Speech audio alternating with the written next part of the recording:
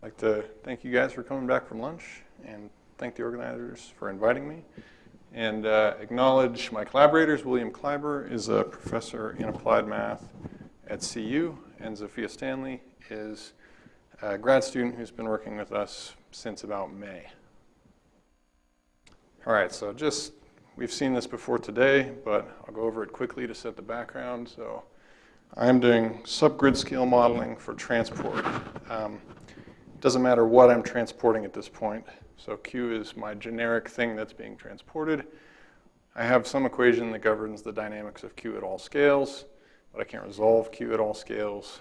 So I apply a low-pass spatial filter to the equation to come up with the filtered equation. And then this is the part where the small scales come in and affect the resolved scale variable. And that's the thing that we're trying to model. That's what we're trying to parameterize.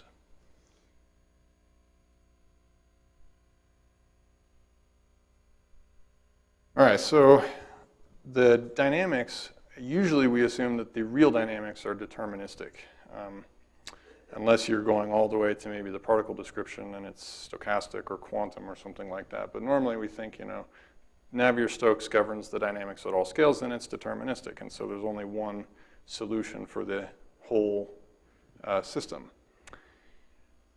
But the eddies, the subgrid scale part, is simply not known by us.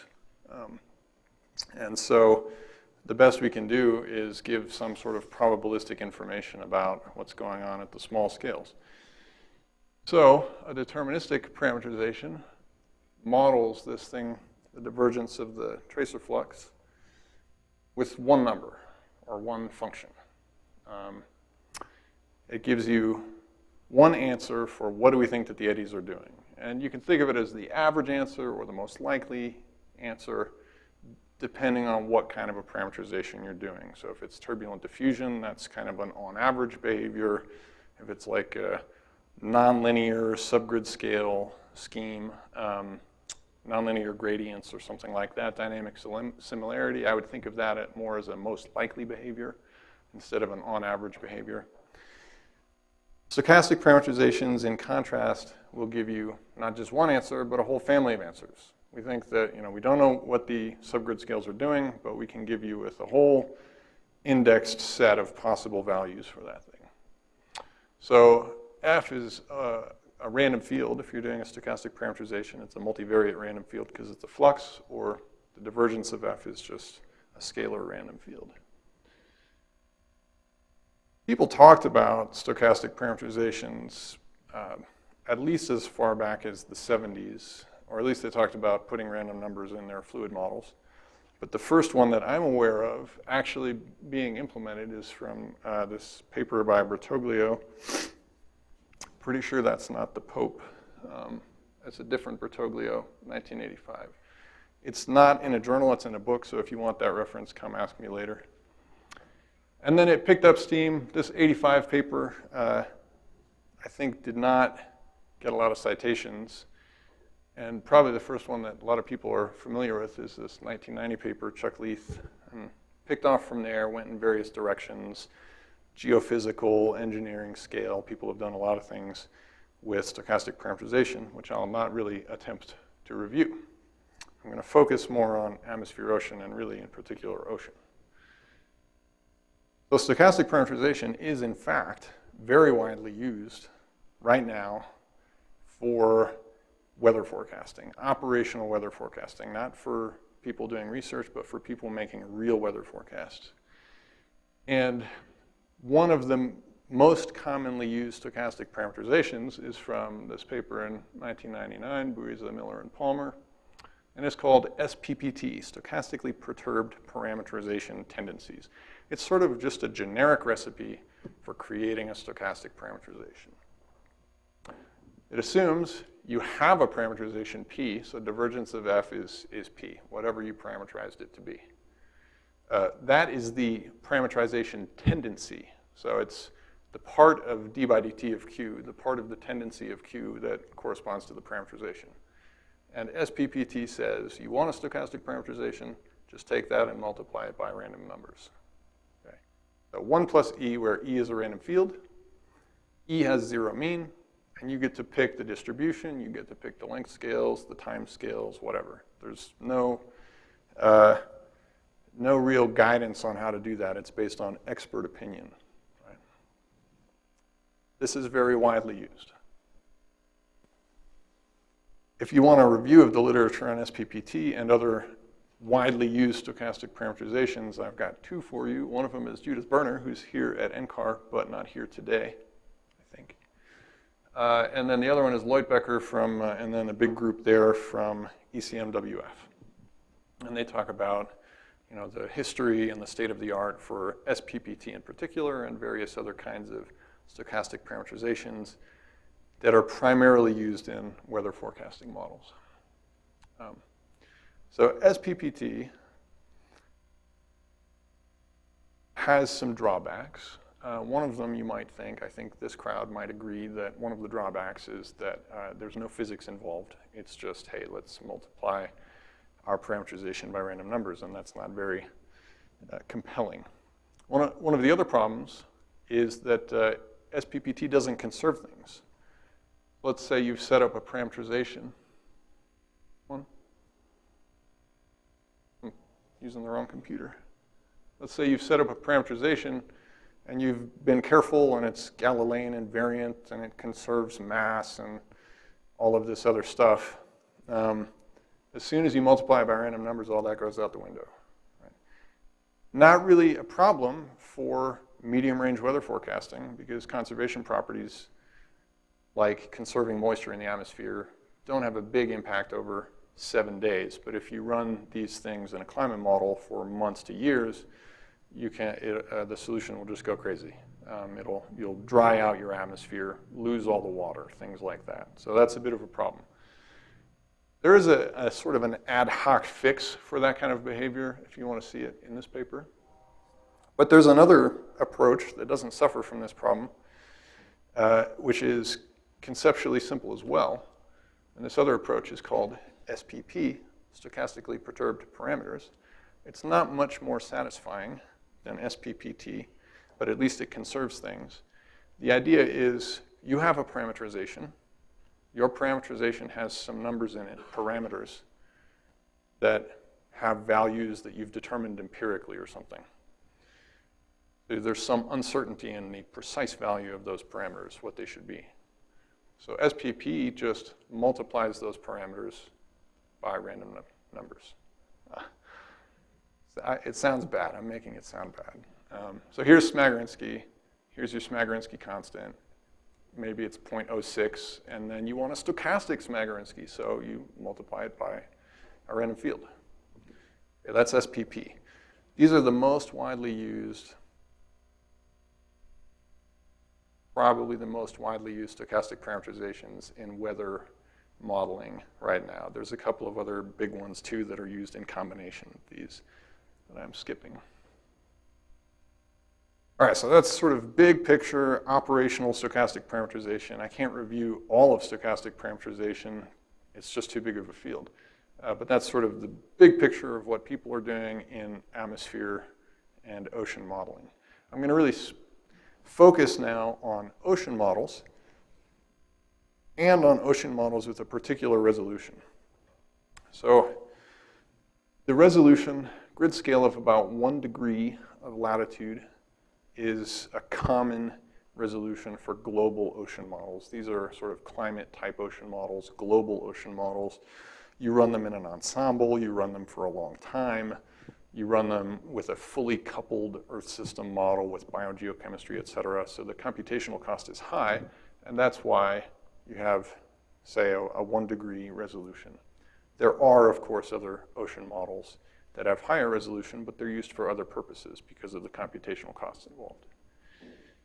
1 degree of resolution happens to be about the same horizontal scale as the most energetic eddies in the ocean, which are called mesoscale eddies. Those eddies have a diameter on the order of 150 kilometers on average. There's, of course, variability about that. So in these models, mesoscale eddies are just absent. They're just not there. If your grid scale is 100 kilometers and the eddy is 150 kilometers, you have no hope of even representing it in your model. Which means that everything that those eddies are doing, the most energetic part of the turbulence in the ocean, has to be parameterized. The tracer transport associated with these eddies is usually modeled with what's called the Gent-McWilliams parameterization. That comes from a 1990 paper, Gent and McWilliams. And this is it. This is the standard GM parameterization. So you model the divergence of the tracer flux with the sign convention that I've used as a bolus velocity, an eddy-induced velocity acting on the resolved scalar tracer concentration. And then the bolus velocity has this particular form. It's related to the isopycnal slope, the slope of the surfaces of constant density. And then you have this number kappa out front, and kappa is the GM parameter. So you could think of it as a one-parameter parameterization, although, of course, there are more complicated versions of this. Okay. I want to point out that GM is adiabatic because it's modeling the divergence of a tracer flux as advection rather than diffusion, or some combination of advection and diffusion.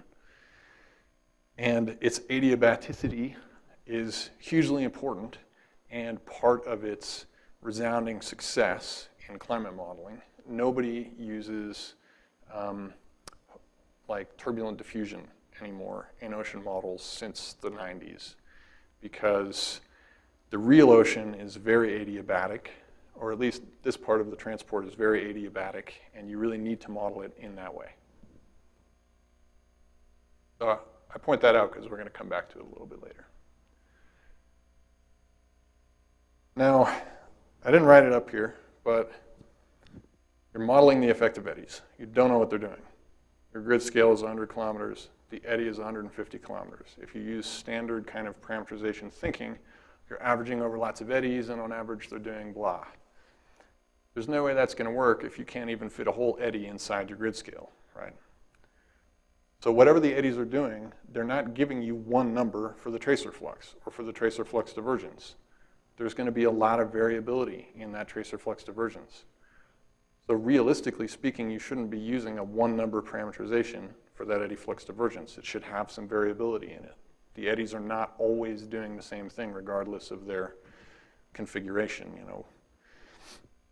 So you want to do a stochastic GM, and you could just use one of these generic recipes for doing a stochastic parameterization. Nobody has done SPPT GM because it's not conservative. And there's two recent papers with SPP GM, where you just perturb the GM parameter.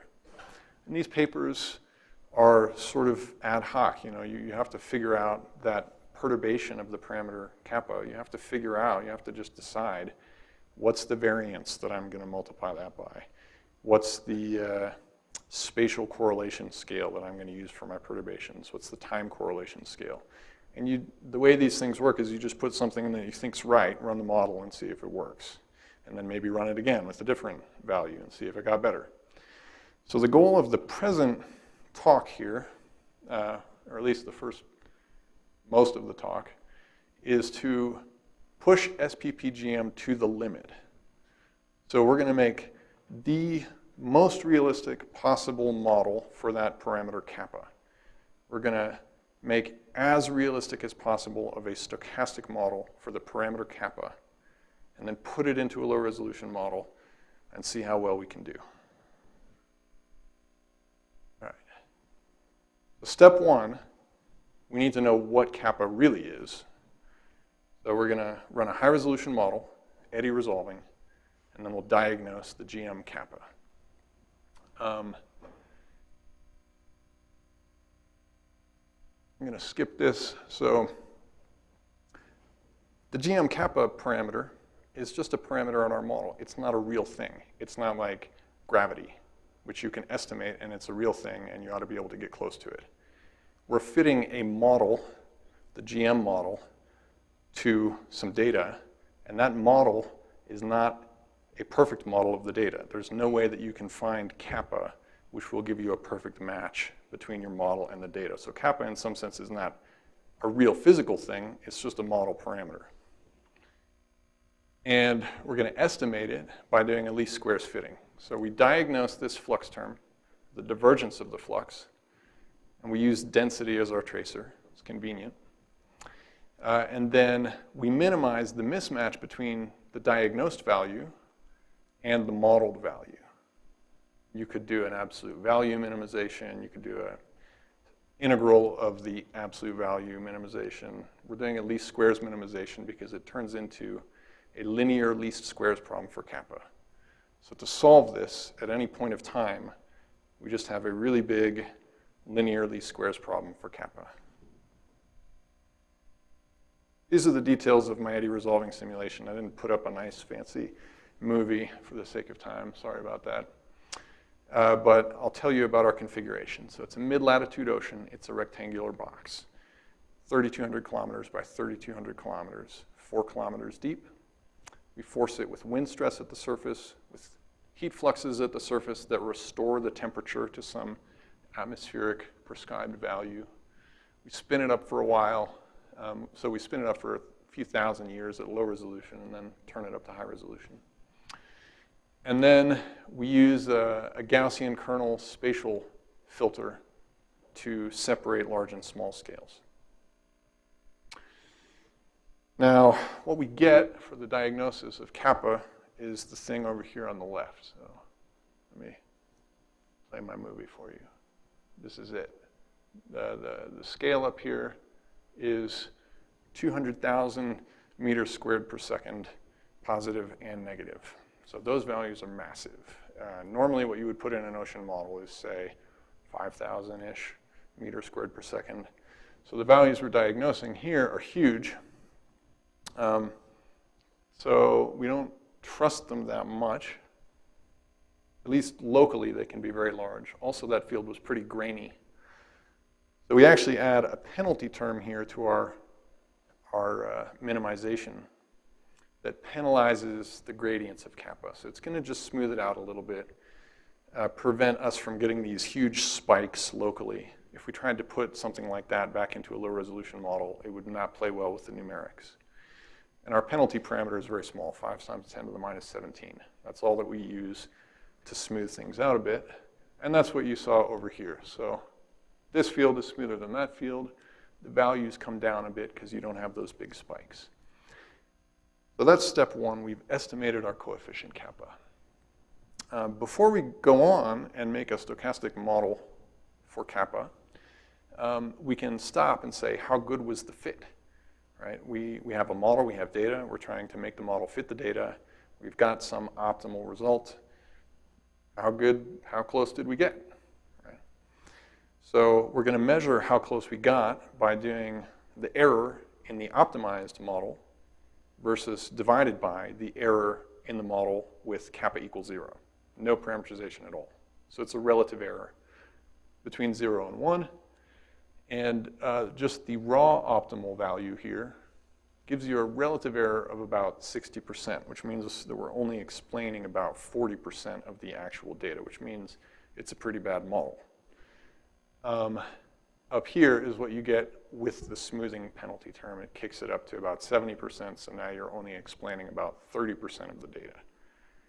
The GM is not, at this level, a very good model. Nevertheless, we will persist. The point is to push this as far as possible and see what we learn. So now we're going to develop a stochastic model for kappa. How do we do that? Okay, if you want a stochastic model, broadly speaking, you need to know the mean, you need to know the amplitude, you need to know the spatial structure, and you need to know the temporal structure. So we have to specify those 4 things in order to construct our stochastic model. Well, the mean is easy. We'll just do a time average of what we got from the data. We'll just use that as our mean. Okay. And then amplitude is easy too. So there's some variability about the mean. We'll just use the variability in our data. Okay. So all that's left is time and space. But I think first I want to show you, So this is the time average. It's the median, not the mean. It's a little bit more robust to outliers. For the unsmoothed, or for the smooth kappa, unsmoothed, this is standard deviation. This is my box. North is that way. east is that way. And I use the color scale so you can see where the negative values are. So we do have negative values for kappa on average. And we're happy to put those into our model and see what happens. The next thing to do is look at temporal structure. Now, temporal structure, we look at the temporal autocorrelation functions. Those can be oscillatory, they can be decaying, they can have lots of different structures. Turns out, most of them are monotonically decaying, more or less. So here's an autocorrelation function at this location. Here's an autocorrelation function at this location. And both of them just decay monotonically until they are no longer distinguishable from zero. So the blue lines tell you when it's not distinguishable from zero. These look like oscillations, but really it's just noise. And in fact, if you look all over the domain, they pretty much all decay monotonically. So we can characterize that with one number and just say, how long does it take for the correlation to drop to 50%? And that's what's plotted here. And so the 50% lag over here is about 1 day, and the 50% lag over here is about 20 days. That's a big difference. Most SPP-type models will choose like 3 different time lags, 1 day, 5 days, 20 days, and mix them over the different regions of the simulation. We're going to have exactly this structure in our stochastic model. All right, last thing would be spatial structure. We have to come up with a spatial structure for our stochastic model for kappa. The spatial structure is highly inhomogeneous. This is not like a nice Gaussian random field with a Matern covariance function or something. It's not even homogeneous but anisotropic. It's just inhomogeneous. The spatial correlations in one location are completely different from the spatial correlations in another location. If you have a field like that, the standard thing to do would be to use EOFs.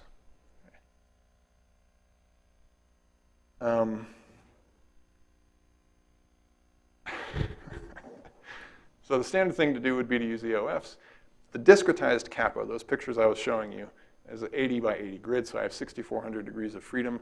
My time series has length 180, and the lag in that time series is 10 days, so I have 1,800 days worth there. EOFs would only give me 179 EOFs, which is far from enough degrees of freedom to cover the whole field. So we don't do that. This is something that my collaborator Will Kleiber suggested. We instead estimate the spatial covariance matrix, spatial correlation matrix for our field kappa from the data.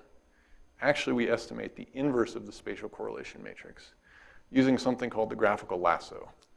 So you can't estimate the spatial correlation matrix for a 6,400 by 6,400 matrix using only 180 samples. It's not possible to get a full rank estimate. But if you add a penalty term to your optimization problem, so here you use the lasso, which is an L1 penalty, then you regularize the problem and you can estimate what you're trying to estimate. And the fact that you're using an L1 penalty means that your estimate will in fact be a sparse matrix. So instead of doing EOFs, we estimate our spatial structure using the graphical lasso. And that gives us a full set of degrees of freedom, 6,400 degrees of freedom for our field. So our model is the mean that I told you, the variance that I told you, and then the temporal correlation is configured by setting up AR1 processes at every spatial location in the domain with the diagnosed decorrelation time. So the decorrelation time varies from 1 day in some parts of the domain to 20 days in other parts of the domain. And then the spatial structure is hand wavy, put in via this graphical lasso. Okay, so we end up having the same spatial correlation structure as the data over the whole field. So this is a very sophisticated stochastic model compared to what's actually used in SPP. We've gone way beyond what anybody ever does for a stochastic model in SPP. And furthermore, instead of just trying things and seeing if they work, we've based it on data. So now we're going to put this into a low-resolution model. And just for comparison, we're going to run some simulations with a constant kappa. Kappa is just one number over the whole domain, 6,000 meters squared per second. I did try lots of values, and this is a pretty good value. Okay? And then we'll also do a normal SPP, where we take 6,000 and we just multiply it by random numbers, where now the variance of E is 1, the mean of E is 0, it has one time scale over the whole domain, it has one spatial scale over the whole domain. Both of these models are completely wrong if you compare them to the data. Right? But what happens when you put them into a low-resolution simulation? This is just the time-averaged sea surface temperature that you get out of these simulations. This is the correct value from the eddy-resolving simulation. This is what you get from the deterministic parameterization with a constant kappa. This is what you get when you just multiply that constant kappa by some noise. And this is what you get from our model. It's terrible. Okay. So, I mean, I could show you lots of other ways in which this is terrible, but I feel like this picture is enough to make the point I'm trying to make, which is that it's terrible. Okay. The deterministic GM is way better than our optimized stochastic GM, at least from the perspective of running a coarse model simulation. But let's get past that and think a little bit more about this. Constant kappa fits the data really badly. I mean, variable kappa fits the data badly. If you made kappa constant, it would be even worse. I've tried this. If you try to fit a constant kappa, you only end up explaining about 1% of the data. So it's a terrible fit to the data. But it yields a nice simulation. Right? The optimized kappa also fits the data badly, not as badly, but still badly. And it yields a really bad coarse model simulation. I didn't say a bad one there, but that's what it is. Now, presumably, I think hopefully we could all agree, if you're constructing a parameterization of something, the divergence of the tracer flux, that the optimal, the best parameterization that we would all like to construct for whatever process we're interested in would both be a good fit to the modeled data and would give you good results when you put it into the simulation. And I think we might even go so far as to say that if it was a good model of the diagnosed thing that you're trying to model, then it would give you a good simulation when you put it into a coarse model simulation. And if that's the case, then that suggests, we pushed SPP to the limit as far as we could make it go. SPPGM, that suggests that the best parameterization that you could come up with for the divergence of the mesoscale eddy tracer flux is simply not GM. It's just not this. It's got to be something else. Now, GM can do a good job in a coarse model simulation. But this suggests that there's a barrier, that if you want to really do the best that you can, you have to go beyond this. Okay. So what else could we do? How am I doing on time? 5 minutes, says Joe. I'm going to go with Joe. All right. You can use a tensor for kappa so that you have different diffusion rates in different directions. Maybe that will work. I'm a little skeptical. We did not allow kappa to vary with depth, but then nobody allows kappa to vary with depth. And furthermore, if we did allow kappa to vary with depth, it would make the estimation problem that much harder. In the original least squares problem, we got to integrate out the depth. If it varies with depth, now you've taken the dimension of your problem and multiplied it by the number of vertical levels. That makes it even harder. Okay. So we're suggesting this. Instead of having all of the stochasticity be in the coefficient kappa, you need to do something else. So consider the situation where you have a large flux and you have a small mean gradient. If you diagnose the relationship between the flux and the gradient, that kappa is going to be very large because you have large flux divided by small gradient. Right? And that's probably why we get these huge values for kappa. Way back up here. You get huge values for kappa because the GM model says that the flux is just proportional to the gradient. And if the gradient is small but the flux is big, that doesn't work. So you need to break out of that and not use a gradient proportionality model for your flux. You need to do something additive. You need to say that the flux has a component proportional to the gradient plus something else. And now, because I have no time left, I'm just going to quickly go through this.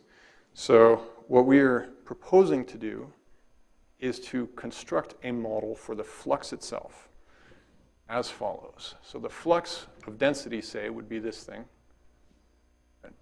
How do you model that? You look at a flux field. Can you tell if it's realistic or not? I can't. But if I look at an eddy field, if you show me a picture of eddy velocities, I know if it's realistic or not. So what we are working on now is constructing stochastic models for the eddy variables themselves.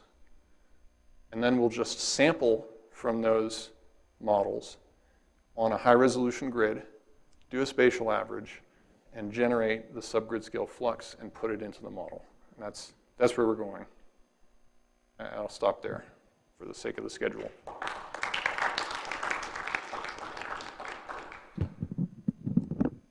We have time for a couple questions. Not that it's one of the things that we've kind of learned from modeling turbulent flows with subgrid scale models over a long time. What it really has to do is get the subgrid scale dissipation right. It's really hard to ask the model to get the flux right. But if you ask it to get the dissipation right, it's amazing how that performs well.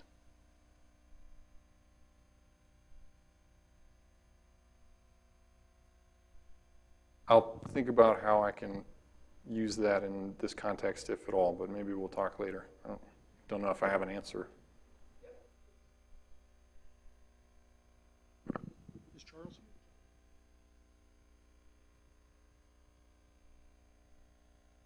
Any other questions?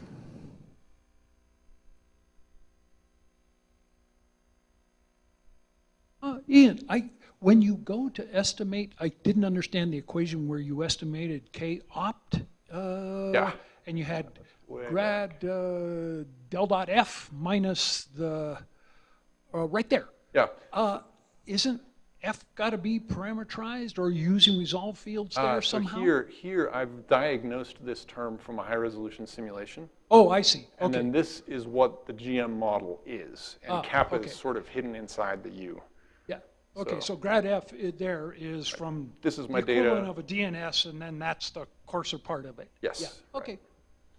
Right. So I'm actually not fitting the fluxes. I'm fitting the divergence of the flux instead. I have a question. So since you say that you have only one parameter and you think that increasing the amount of parameters that you have would better the model, was that true? Yeah, but it's not just the number of parameters. It's in a specific way. We want to not use this multiplicative framework. But okay. Do you have an idea of, how many could there be an infinite amount, or do you think there's a sweet spot sort of how many you think would actually pretty accurately capture? right. So that comes down, because what we're actually doing is modeling the eddies. And so the question there is, how many parameters do we need to model the eddies? And that depends on the data. We're in process with that. But we do think we can reduce it to, at this point, maybe 4 scalar fields in 2D and time. And then we just have to specify temporal correlations and spatial correlations. Hopefully not too many. Yeah. Thank you. All right, if we have no further questions, let's thank Ian one more time.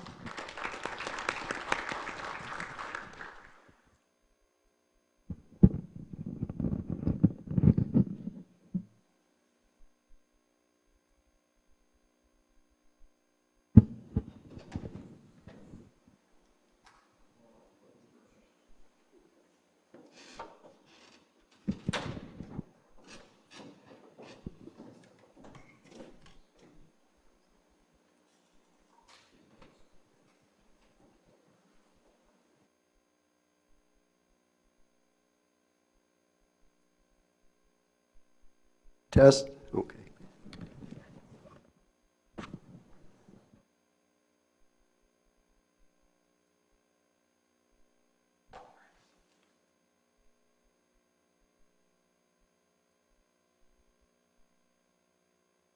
Okay.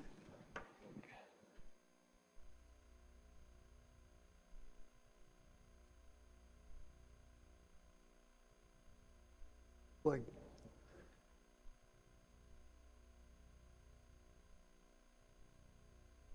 I want full screen here. How do I do that?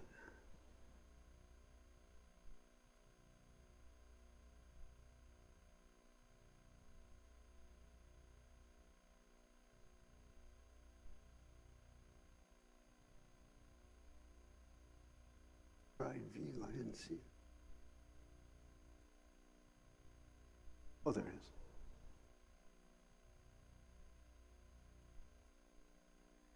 Here we go. Okay. And our next speaker is going to be Rick Salmon from the University of California, San Diego. And he is going to be talking about turbulent structures predicted by a spectral closure theory. Well, you can see the title has changed from 9 months ago. First of all, thank you, Erica, for inviting me back. So that's the new title, and the manuscript for this is at my website. You can get all the details from that. So I'm going to be talking about two-dimensional turbulence, which is turbulence governed by the two-dimensional Navier-Stokes equation. So I've started things out by just writing them out. They're most easily given in terms of equation for the vorticity. Let's see, okay, zeta. And the equation says that the vorticity is carried around on fluid particles and diffused by friction. And all the quantities of the flow can be written as derivatives of a single scalar, the stream function. What makes this dynamics important is the fact that it is a prototype for a flow in large scale in the Earth's atmosphere and oceans. If you know about that field, you know that quasi-geostrophic equations play a prominent role in it. And the way I think of quasi-geostrophic theory is just this equation with various accessories added on. So there's what I call the standard theory of two-dimensional turbulence, due mainly to these three names. And it makes heavy use of the fact that in 2 dimensions with the viscosity turned off, the dynamics have two quadratic invariants of motion. And those are the energy, which is just the velocity, integral of the velocity squared, and the entropy, which is the integral of the vorticity squared. And in the usual way of explaining things, one imagines that we're talking about the energy spectrum, that is the energy in wave number k, and we have an input of energy at some intermediate wave number.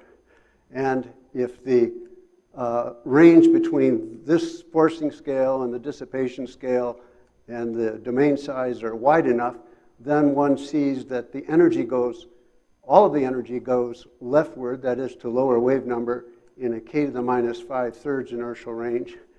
And all of the entropy goes rightward, that is toward high wave number, in a k to the minus 3 inertial range. So that's what I call the standard model.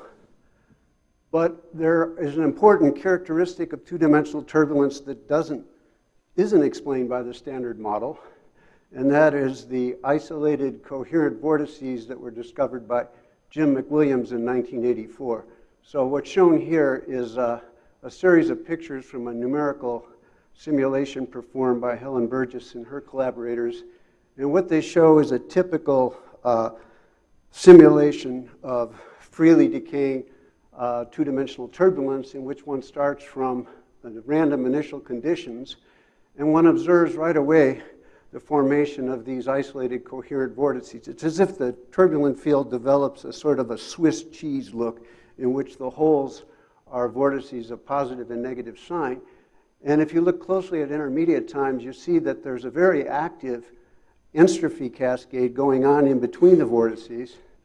And if you look at much later times, then the turbulence has largely subsided. It's become the victim of its own success as I look at it, and the vortices are left behind to slowly evolve on their own. Here are two that are merging.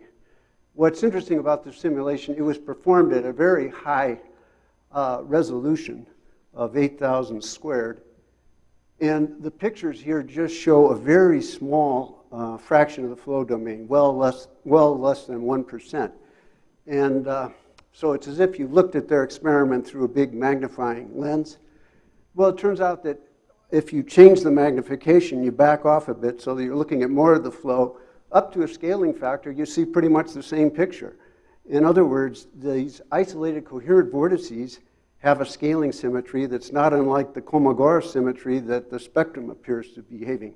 And so that suggests that these coherent vortices belong within the standard model too. There just hasn't been an explanation for them. If you think about the inertial range theory, that's something that you can explain to your students in a way that makes it seem very compelling, almost inevitable that it had to be that way.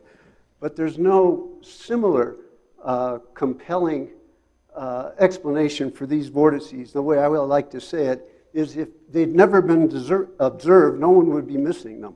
They're in the category of something there's no simple, compelling reason why they should even exist. And so, now if you're interested in the evolution of the spectrum, then you have a choice of theories, all of which lie in what I would call the direct interaction family of theories. And I'm going to be talking in most of this talk about one of these, a so-called eddy-damp quasi-normal Markovian model, which is in some sense the workhorse model of this family of theories. And to explain that, we take the stream function for the two-dimensional flow, and we imagine it to be a Fourier expanded and time-dependent Fourier coefficients.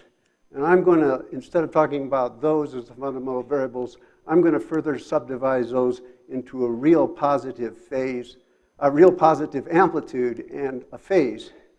And the point about the eddy EDQNM is that it's really concerned only with the evolution of the spectrum. That is, it only predicts the evolution of the amplitudes. The equation that, well, this really is the EDQNM. I'll explain a little better in a minute. It says that the rate of change of the energy in wave number k is related quadratically to the energy in two other wave numbers. These are forming triads in the usual way. There's a vertex function here that's solely a function of the three wave numbers. And then there's another factor here, theta kpq, which has the units of time and carries the physical interpretation of being an average time over which the three modes k, p, and q remain correlated. And in the most general case, this is a kind of a free parameter of the theory. Some versions of EDQNM, most particularly the test field model, actually give you a precise expression for it. So the basic idea of this talk is that I'm going to talk about a, quote, derivation of this equation in which the amplitudes and phases are separated. Once again, this is an equation that gives only the evolution of the amplitudes. But if one goes through the derivation as I will give it, you see that the closure, to get rid of the phase information, to get a closed expression in terms of the amplitudes, that closure turns out to involve an assumption about the Fourier phases. And rather than just forgetting about that, coming back to this and considering only how the spectrum evolves, one can look behind this closure approximation to see if it conveys something about the phases in the flow. Because after all, it's the phases that are really associated with the formation of structures in the turbulence. So now in deriving this equation, of course, there's no rigorous mathematical derivation of these things, but the derivations that have been used fall into two categories. Some of them are moment closures, cumulate discard, that sort of thing.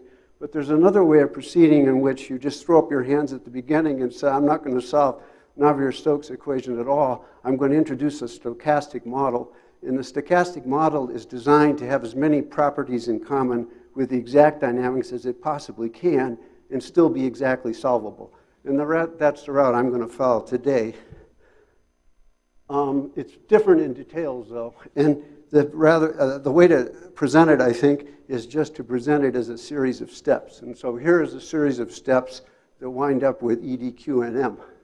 So you write down the exact equations for the amplitudes and the phases. That just amounts to Fourier transforming the exact dynamics. And then I'm going to regard the amplitudes as non-random and the phases as random variables. If you do that, and if you average the equation for the evolution of the amplitudes, you end up with this equation in which the phases appear in this term, which is the ensemble average of the cosine of the sum of the phase associated with mode K, mode P, and mode Q. Then, to achieve a closure, of course, you have to get rid of this statistic involving the phases so that you end up with a closed equation in terms of the amplitudes alone, that is, in terms of the spectrum alone. And to do that, you write down the exact equation for the evolution of the sum of these three phases. And that takes a very complicated form involving many terms. But what you do is you separate the right-hand side of this equation into two categories, the so-called direct interaction terms, which are just the terms involving the interactions of mode K, P, and Q among themselves, and then everything that's left over, which is almost everything. It's an enormous number of terms. And the so-called direct interaction terms, which are given here, are the product of a quantity I'll call B sub KPQ, and I've written out here explicitly, times the sine of the sum of the three phases, is the triad. And B sub KPQ is a rather complicated function of the amplitudes in modes K, P, and Q, and then the corresponding wave numbers. And its physical interpretation at this point is obscure, but it turns out, as we'll see, to be very closely associated with the concept of entropy. And so you're now at this point with an exact equation for the rate of change of the sum of the phases. And what you do is you take this term here, which contains most of the terms on the right-hand side, all the non-direct interaction terms, and you model it as white noise. And that's the huge cheat step that makes the system solvable. So there's the assumption of a white noise, and D sub KPQ is just the variance of the white noise that belongs in the equation here for this quantity. And once you do that, this equation can be solved, the stochastic equation. You can write down the Fokker-Planck equation, and that's here on the next term, there, on the next slide. There it is, and this is a different equation for every triad.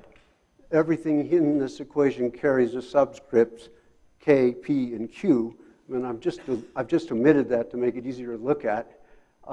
If the turbulence is either steady or slowly evolving, then this term is negligible, and this equation can actually be solved. And so what you end up is with a probability distribution for the sum of the three phases in any triad. And now you say, and that involves this B, which I made a big deal of on the previous slide, and also the D, which you recall is just the variance of the white noise term. And of course, because this represented so many terms, the sensible approximation is to assume that it's very large, in which case this probability distribution takes this form of a nearly uniform probability distribution made non-uniform only by this B thing. And now you can easily compute the average of the cosine, the thing you needed to close the amplitude equation.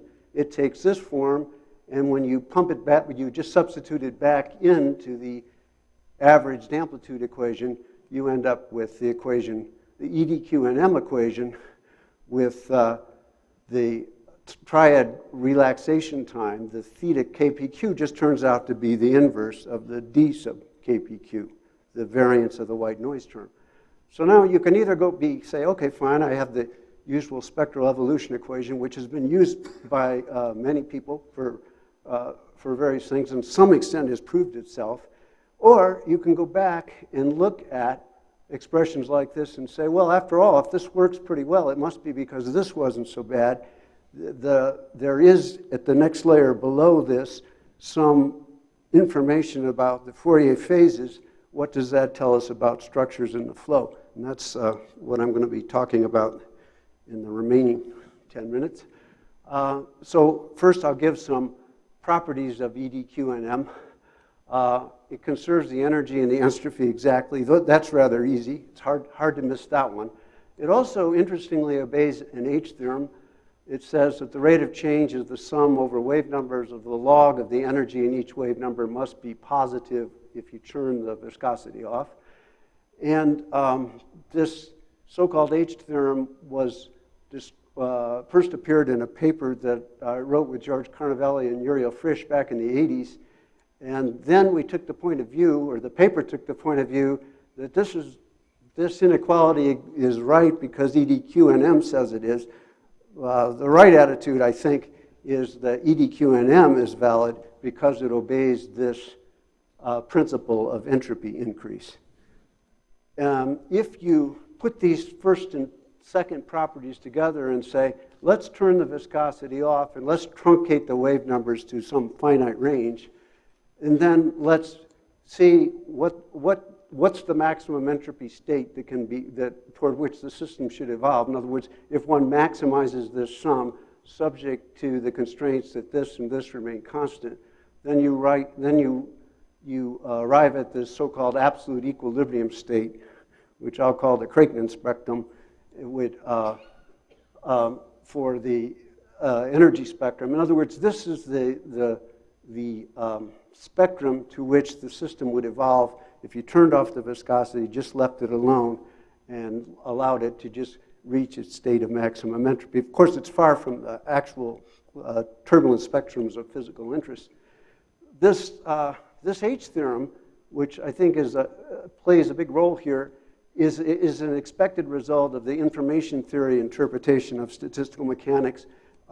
It goes back to papers by, I think T.D. Lee was the first to realize that if you looked at the Fourier coefficients for velocity, or in our case, the stream function, the real and imaginary parts of the Fourier coefficients span a phase space in which the motion is non-divergent. And so that's the proper measure to define an entropy. And the entropy is associated with a volume, the logarithm of the volume and phase space that coincides with your statistical knowledge of the system. So that if you thought you knew the value of every amplitude for every wave number and knew nothing at all about the phases, and that's the point of view you take in EDQNM, then the volume of phase space in each wave number, if you know the amplitude, you know the radius of a circle in the subspace corresponding to that wave number, but you don't know the phase. That is, you don't know where on the circle the system lies. And so the volume of the phase space that corresponds to your ignorance or lack of knowledge is the circumference of the circle, which of course is proportional to the radius, and the logarithm of that is just what appears here. And you can show that the EDQNM does actually obey this inequality. Okay. Now, you can go a little bit further with this and say, okay, I don't just care about the amplitude. Before, I eliminated the phases to get a closed equation in the amplitude, but you can elevate the phases, and you can talk about a coupled dynamics between these two statistics. You have an evolution equation for the amplitudes, which I've shown you, but instead of using the Fokker-Planck equation, you could develop an evolution equation for the average of the cosine of the sum of the phases. And if you do that, then it's natural to associate an entropy with both the amplitudes and the phases based upon the fact that knowing the average of the amplitude and the average of the sum of the phases is not knowing the exact values of all the amplitudes and the exact values of all the phases. And you can work out using information theory, what the expressions for the entropy associated with the amplitude and the entropy associated with the phases. And this one, of course, we've already seen. For the phase, it's here. And this takes an interesting form, which says that the phases reach their state of maximum entropy when they're uniformly distributed. That's value 0. And for everything that's less uniformly distributed than that leads to a value of entropy which is smaller for the phases. And then you can, with the help of the Fokker-Planck equation, you can write down equations for the evolution of the entropy associated with the amplitude, the entropy associated with the phases. The amplitude, there's a sink of entropy associated with viscosity. It's always driving you back toward the zero entropy state of rest. But then there's a term associated with the spreading of the spectrum due to the nonlinear actions in the system, it takes this form, which we've seen, and then in the rate of change of the entropy associated with the amplitude, you get a term of exactly the opposite sign. It's the same term with the opposite sign, and then the White-Nord forcing acts as a source of entropy. And so that the basic idea here is that this term has to be positive as long as the spectrum is spreading out to achieve the Craigling spectrum, the absolute equilibrium spectrum. And that requires that there be a transfer of entropy from the 5 minutes? I started 5 minutes late. Okay. That requires that there be a transfer of entropy from the phases to the amplitudes. And that means that the phases cannot be in their maximum entropy state of uniform distribution. They have to reduce their entropy in order for the entropy associated with the amplitude to be increasing. And so, okay, so once you've done all this, you go back to the solution of the Fokker-Planck equation, and that yields a probability distribution for the phases. Here it is rewritten slightly. And now what I want to do is imagine that I know the spectrum, that I can specify the amplitudes, and I'll specify it in such a way that it has a k to the minus 3 entropy cascade range and then sort of a viscous fall off. And you can specify the DKPQs as well. In this case, for simplicity's sake, I'll just take them to be a constant, although I've experimented with various other more realistic values for these. And then, if you like, this probability distribution for the phases takes the form of a Boltzmann distribution, in which this quantity h plays a role of energy, and this quantity d sub naught, the thing that's inversely proportional to theta kpq, plays a role of temperature. And you can now, however, h is not the energy, it's the rate at which entropy increases due to the spread of the spectrum, or equivalently, it's the rate at which the entropy in the phases is transferred to the entropy of the amplitudes. And you can actually sample this probability distribution using Monte Carlo calculations. And down here, I give the results of doing that in, I guess this is using the Metropolis algorithm to actually sample this probability distribution. And you get some fields in which the prominent structures are not monopoles and dipoles, as I hope to see, but they're quadrupoles. And these 4 frames for stream function and vorticity just represents 4 independent Monte Carlo sampling experiments in which differ only in the sequence of the random numbers that are selection. So this sort of expanded EDQMM theory, in summary, it predicts structure, but it predicts quadrupoles, whereas what you want to see are monopoles and dipoles. And I suppose the question is at what point could it be improved or modified to give structures that agree better with what's observed. But I'd like to close with a little description of what I hope to see and why. And this goes back to work by John Weiss in 1991. The paper was actually written 10 years earlier, and then Uriel finally forced him to publish it. And in the paper, John considered the rate of change following a fluid particle of the Paulinstrophy, the square of the vorticity gradient. And the reason that's significant in this context is you can show that in the k to the minus 3 spectrum, the rate of increase of Paulinstrophy is proportional to the rate of increase of what I call entropy. So for that type of spectrum, at least, those 2 quantities, entropy and Paulinstrophy, are interchangeable. And so John proved this equation, and he argued that since the gradients of vorticity involve a higher spatial derivatives than this matrix, which involves the 2 components of the strain and the vorticity, that one can argue that the Paulinstrophy, that is, I would say the entropy, grows when this determinant takes a preferred sign, and that is when the strain squared exceeds the vorticity squared. And so that was his conclusion. But the fact is that if you integrate over the flow, depending on boundary conditions, but for periodic flows, certainly the mean square strain and the mean square vorticity just balance. So you cannot have the one exceeding the other everywhere. And so what I think probably happens, and what may explain these isolated coherent vortices, is that the flow decides to sacrifice some of its vorticity. It sequesters vorticity preferentially in these sites, these isolated coherent vortices.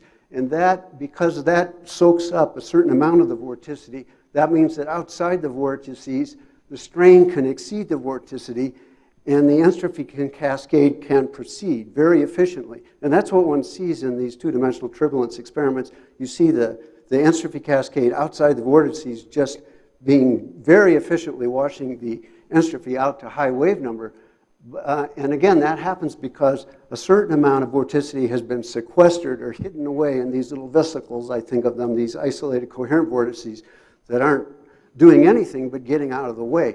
But once the entropy cascade has wiped out the entropy, you can't get them back out of these isolated coherent vortices again. You've paid your price. They're stuck there. And in the final stages of the flow, entropy continues to increase, but by the very slow process of vortex merger. And so that was the physical picture I started all this with. I still don't understand why what I got out of this Monte Carlo calculation didn't better resemble the picture that goes with this idea and also with the direct numerical simulations. But at least there you have it. That's as far as I've come, and I just stayed within my time, I think.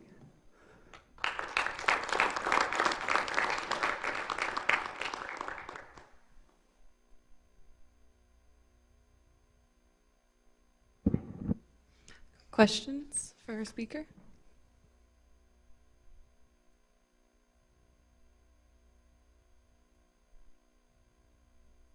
In my old times, when I was doing EduQNM, the way we define theta KPQ, that relaxation time, was on physical grounds. Right. So you put the 80 ton over time, Right. you put dissipation, Right. you put the wave period, Right.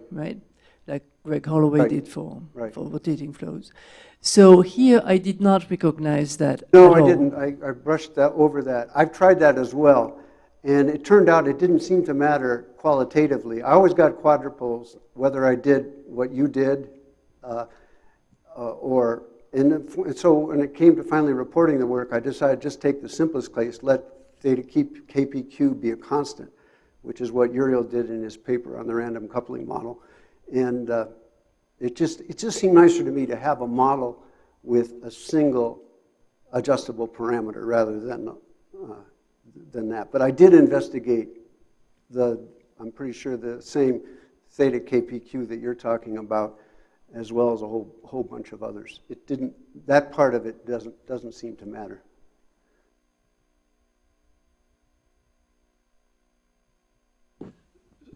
So, according to your last comments, do you think that the isolated vortices simply don't participate in the cascade process? They just have eliminated themselves as isolated pieces. Don't do anything. I think that's true. At early time, they've just been told, here, get out of the way. And so then the cascade process proceeds in between them, but then the person told them, get out of the way, they can't get it back again. And so entropy continues to increase. There's still an evolution of the flow, but it proceeds at this very slow process of infrequent vortex merger until it finally reaches the Krakenin spectrum, but after an unreasonably long time. So what's happened is the flow has organized these structures in such a way that allows a rapid entropy increase early in the history of the flow, but then the price you pay is the entropy increase in the latter part of the flow will be very, very slow. So if you somehow eliminated their participation in the flow itself, could you restore the validity of the EDQNM? Well, my view is the EDQNM is valid in between the vortices. Yeah. You could take this picture I've given here, and you can make this into a theory like Uriel's beta model, where the isolated coherent vortices are just like the little patches of intermittency.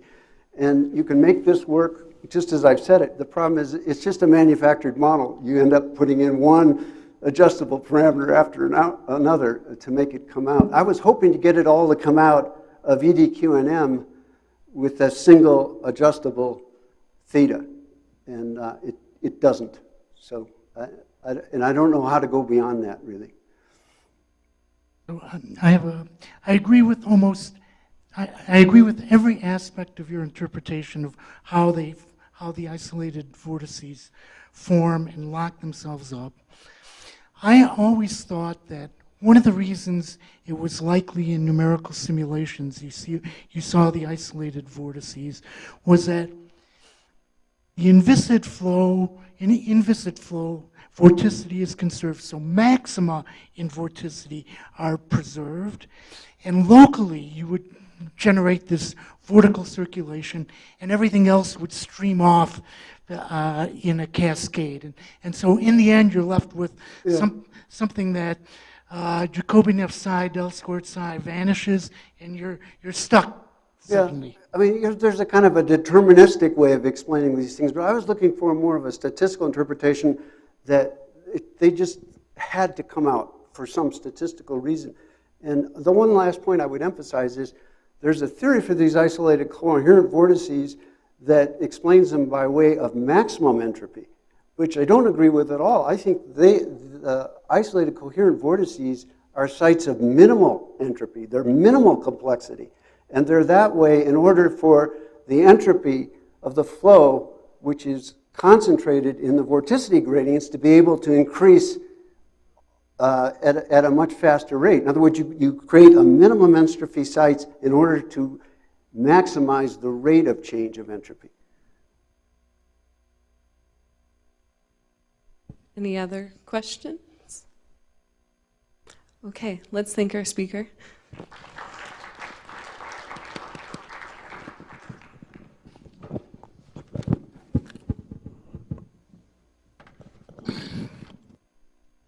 So the final speaker before the break will be Glenn Stewart from the University of Colorado. And he's going to be talking about detecting subcritical nonlinear instabilities in rotating flows using Hamiltonian methods.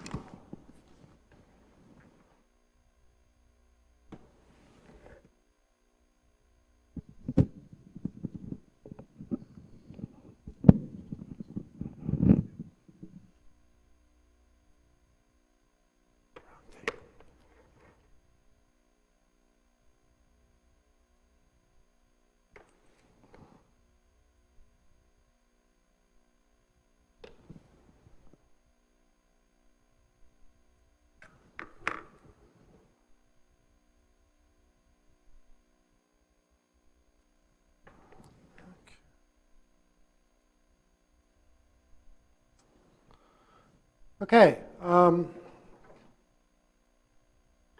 What I want to talk about today is an old problem, and that is identifying subcritical instabilities in shear flows. And it's often surprising to novices in the field when they start simulating shear flows that even though their linear equations look perfectly stable from a normal mode analysis, they nevertheless exhibit violent instabilities and the formation of vortices and the like that are not predicted by the usual linear stability theory. And so my motivation here is to try and understand this at a more physical level of what's going on, and also a way of being able to explore parameter space with a simple linear theory to understand when this is going to happen without having to run the full-blown nonlinear simulations. So my motivation is that subcritical instabilities are not readily detected by the normal mode analysis, but they're often discovered numerically by accident, which often leads to vigorous fights among different groups if one code gets it and the other one doesn't, because they're using different dissipation levels inherent in their codes.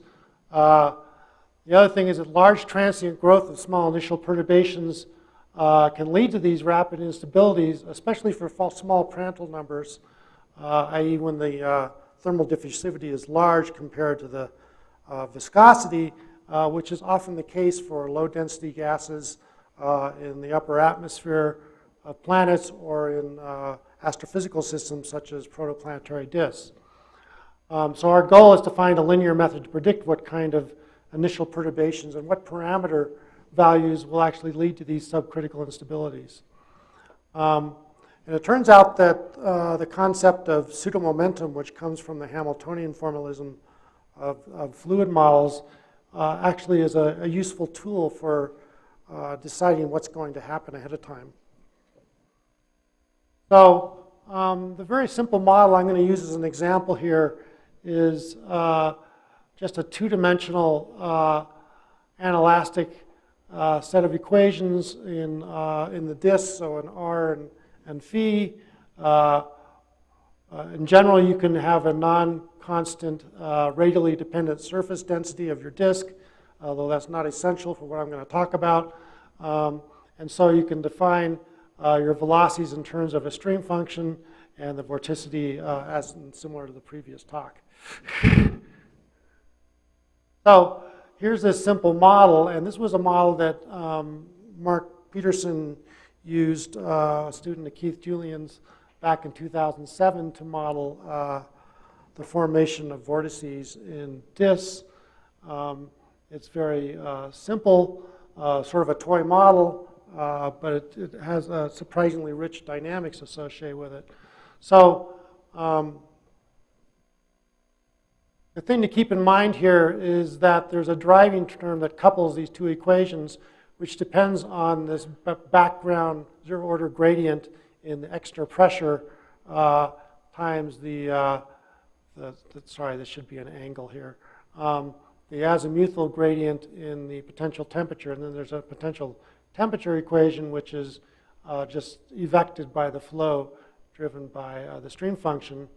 And I also have damping terms in here, the normal viscosity, the thermal diffusivity, and also a Newton cooling type damping as well.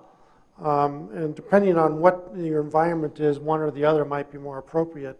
An optically thick situation, such as the midplane of a protoplanetary disk, for example, diffusion of heat might be a better approximation, whereas if you're at the surface of a disk, Newton cooling might be more appropriate. Okay, so given that model, what happens? So I'm going to go through a series, and I'm not going to show you a movie because movies go by too quickly to see what's actually going on in the initial stages. I've found you really have to stare at some of these things. So the setup here is that you initially, this is just a little slice in the disk, and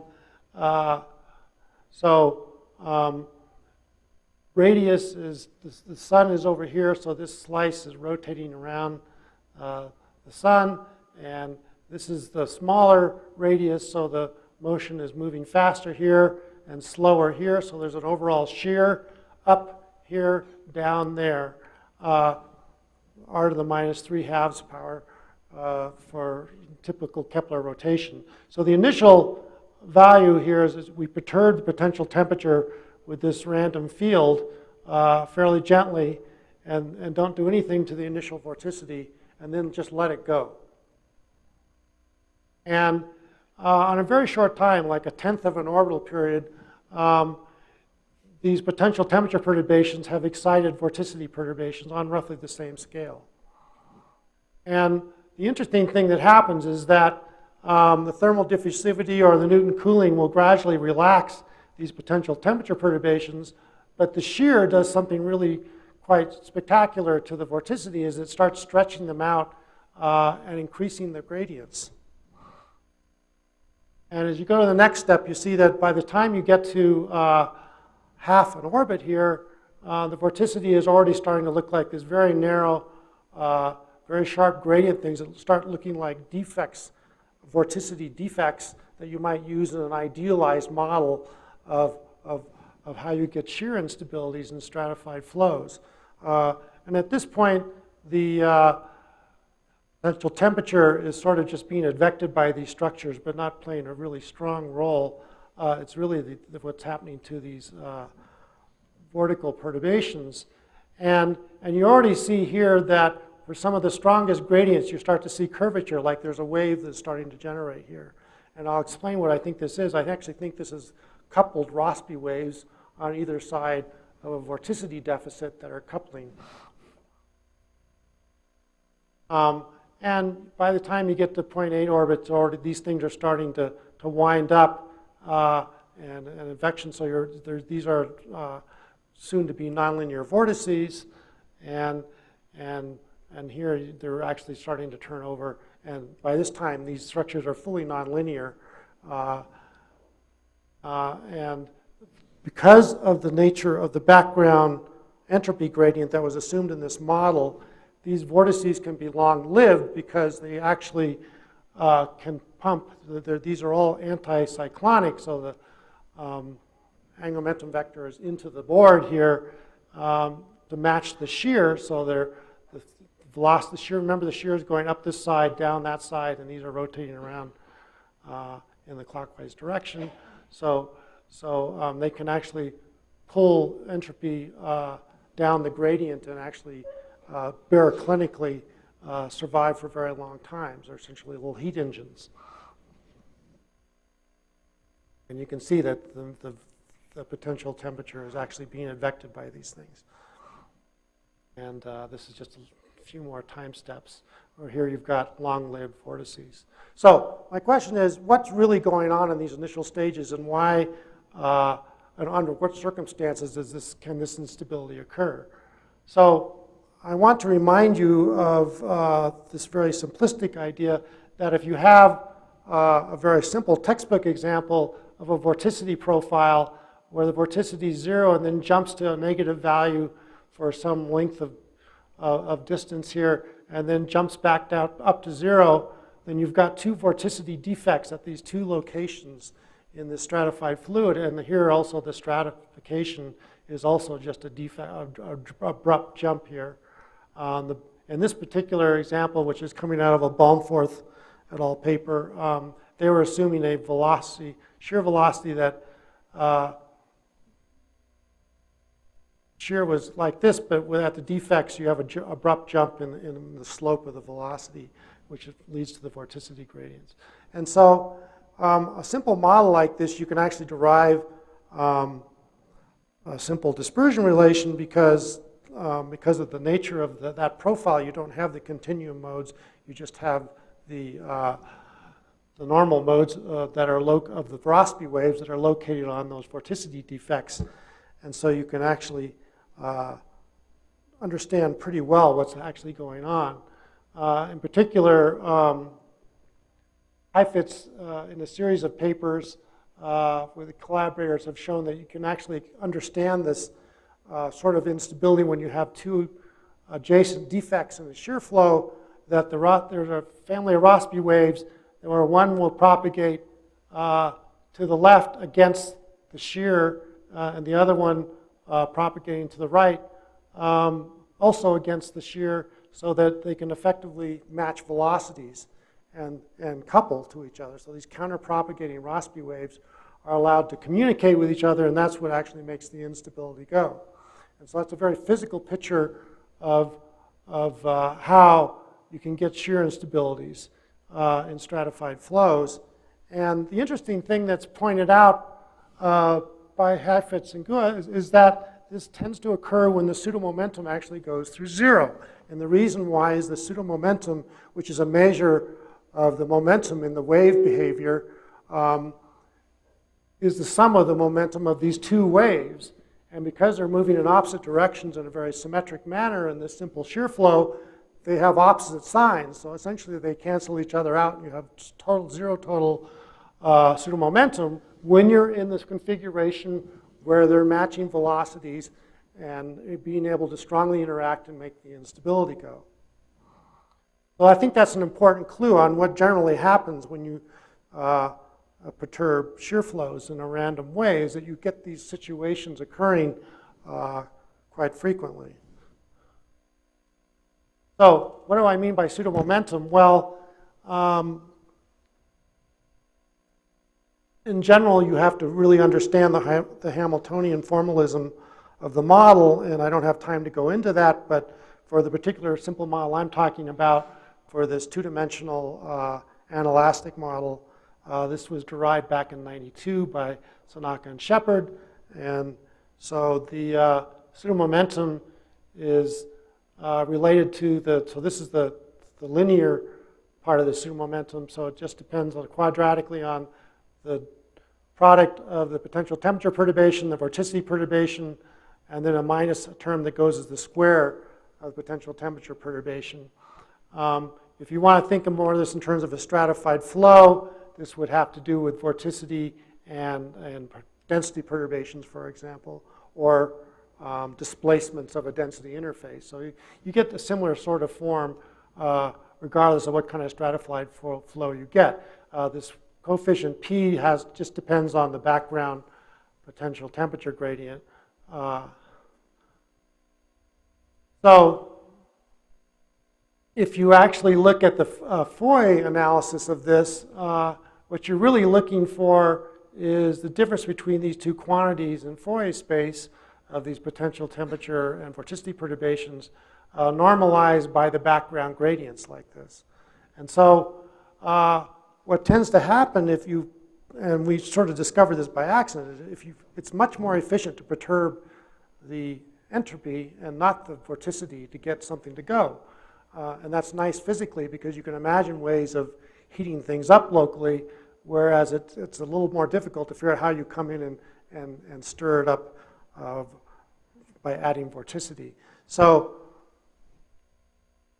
initially, if you're just perturbing the potential temperature, this term is 0 because you have no perturbed vorticity, and so you've got this negative definite quantity, so you have a particular sign to the pseudo-momentum.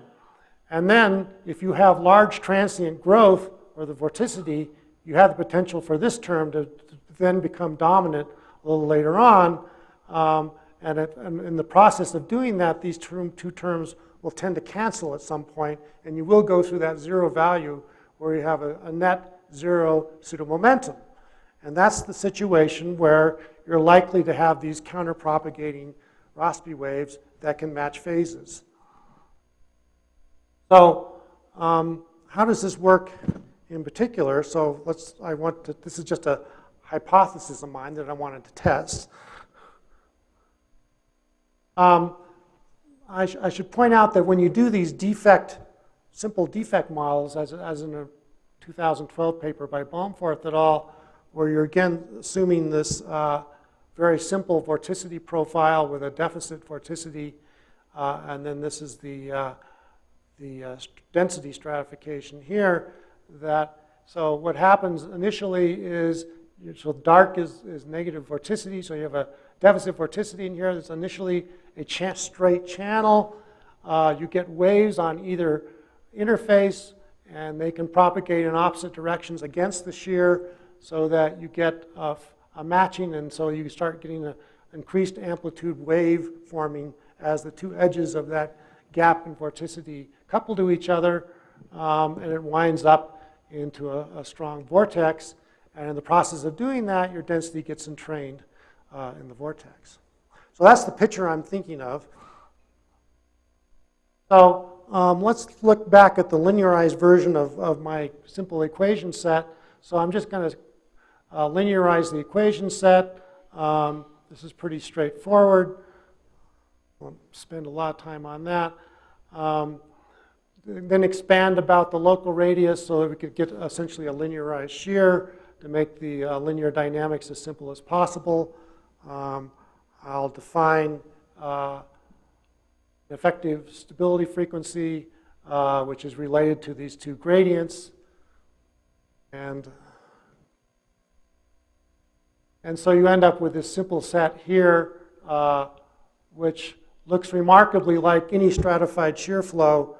In fact, the fact that it's rotating has almost sort of disappeared from the problem. What's important is that you have this background vorticity gradient here, you have the stability parameter here, and you have the overall shear. And that's all there is to it, really. So by the analogy with a normal stratified shear in terms of density rather than potential temperature, the important thing to remember is that normally gravity points down in the direction that the density is increasing. That's not necessarily the case in a disk that's supported by rotation. I think my pointer just died, so I'm going to switch here. In general, because your rotation is supported in a disk, the pressure gradients are negative, but the temperature is decreasing as you go outward. And so you can get the opposite sign that you would have for here. So you get essentially a unstably stable stratified thing that's supported by rotation, but it's still linearly stable. Okay. And that has important implications on how these perturbations grow. Okay.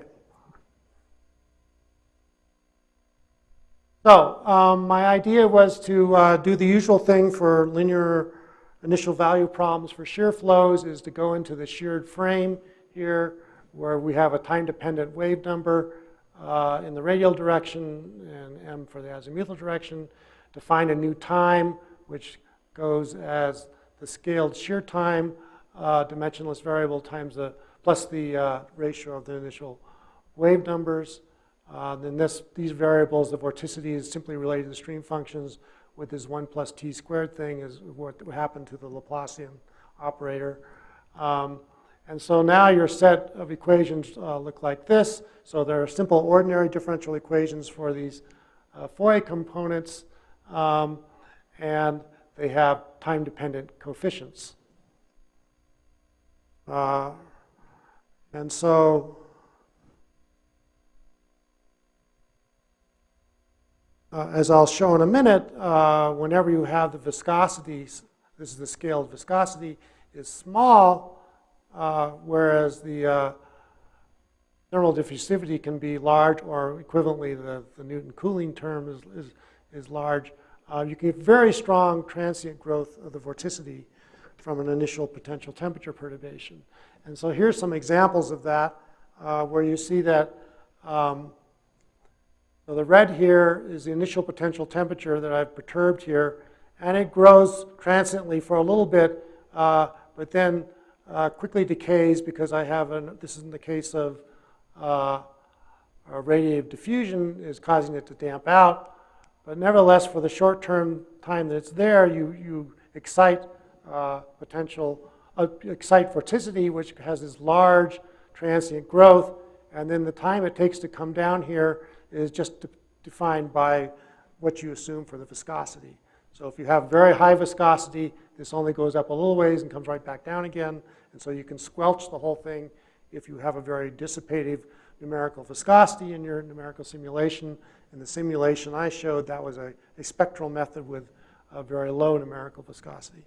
So, this crossing is important, because then when you look at the two components for the pseudo-momentum, so the red component goes as the square of the potential temperature perturbation. That, again, has this brief rise and then fall, whereas the cross term, which goes to the vorticity perturbation times potential temperature perturbation, has a large rise, which falls a little faster because it's coupled. And so this term actually depends a lot on what the relative phases of the vorticity and potential temperature evolution are, which in turn depend a lot on what you assume with the dissipation in the system, the Prandtl number, et cetera. So that's where the dependence on these dissipation quantities and the Prandtl number enter in on when this goes unstable and when it doesn't, because it controls the phase of the cross term and how these things evolve in unison. So in this case, when you actually calculate the pseudo-momentum, you find that indeed there is a time where they cancel because they're of the same magnitude. So you pass through a time almost inevitably in this situation where those little vorticity defects will have Rossby waves on them that can actually match up in phase and grow. And once that starts to happen, the rest of this linear evolution is squelched by the nonlinear. It takes off very quickly. This was the case using radiative diffusion. If you use Newton cooling instead and turn off the radiative diffusion, you get a somewhat different, more rapid decay of the potential temperature perturbation, but you still tend to get a situation where, at least early on, you can get the pseudo-momentum to cancel out. Here's a case where it fails, where I've reversed the sign of the stratification. So this is the stable stratification case. And in this case, because you have stable stratification, the transient growth is not nearly as large in amplitude, because you're not being able to feed from the unstable stratification. But the other thing is that the phases are off. And so in this case, this cross term actually has the opposite value. So in fact, the pseudo-momentum never passes through zero in this case. And so this is a case where the perturbation fails to ever generate a subcritical instability. So the interesting thing about this is that I was able to do this with simple linear ODEs and actually try to explore what's going on in the parameter space without doing a lot of work. So my conclusions at this point are that the subcritical instability of stratified shear flows can result from transient growth of vorticity on very fine scales if the viscosity is small enough to allow you to form those little isolated defects where you can have strong edge waves on these local defects in the vorticity, as I showed in the simulation. The linear initial value problem allows you to explore what initial conditions and parameter values allow you to actually form these vorticity defects in the first place. And the shear enhances these vorticity gradients to allow this to happen in general. Whether these can produce unstable counterpropagating waves has to do with what the pseudo-momentum is doing. And so keeping in mind not just that, yes, there's lots of things going on, but actually understanding how the perturbations can be understood in the framework of momentum of the waves tells you a lot about whether you're primed for a situation where you can get this coupling to allow these fluid elements to turn over and form vortices or not.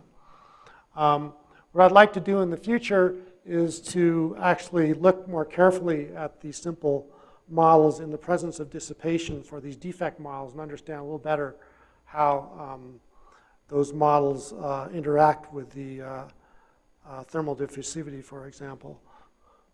Get a better idea. So this is not exactly a rigorous theory of stability by any means, but I think it gives a little more physical insight on what's going on in some of these models which is a little more satisfactory than simply saying my model went unstable because the computer told me so. Okay, thanks.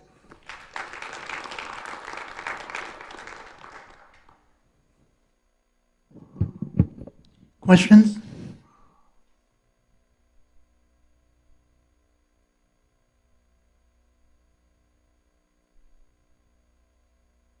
Very interesting talk, thank you.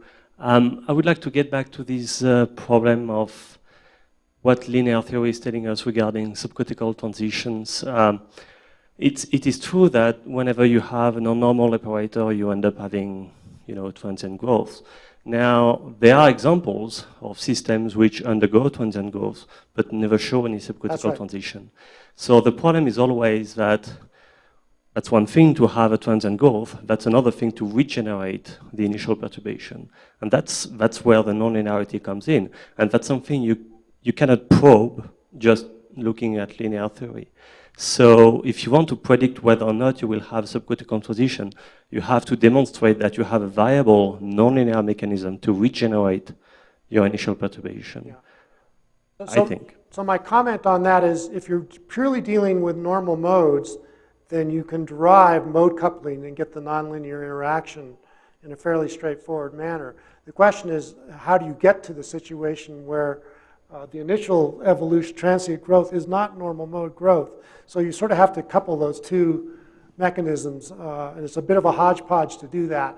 But I agree that at some point you really wanted to get the mode-mode coupling to see how the nonlinearity actually works.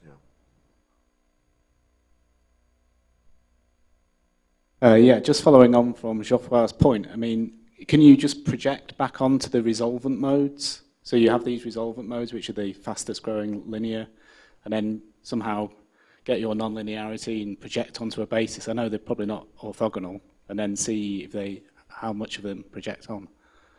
Yeah, I've thought about doing that, but I didn't want to lose the physics of what was going on. I mean, when you actually look at I wanted to go back and just make one point here.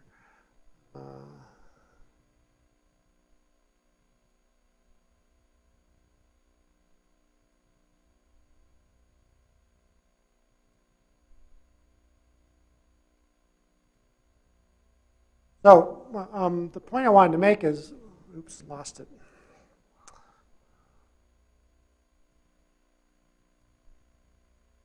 These structures look a lot like this very idealized defect thing, but it's slanted.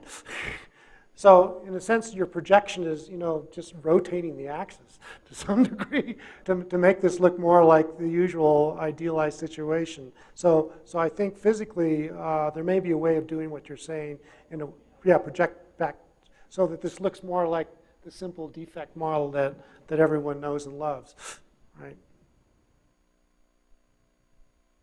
Any other questions?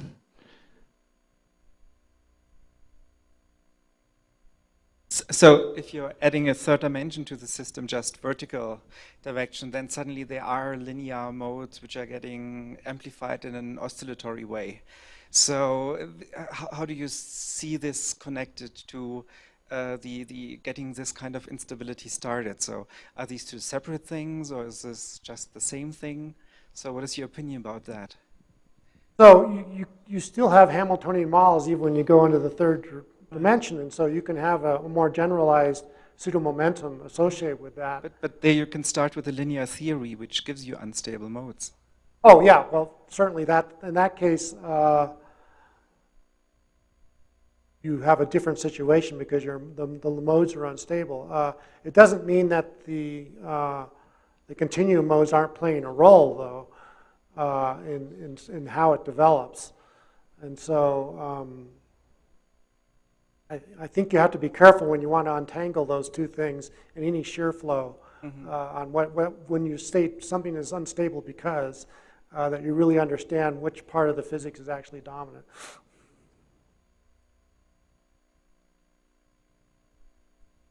I have one question. Yeah.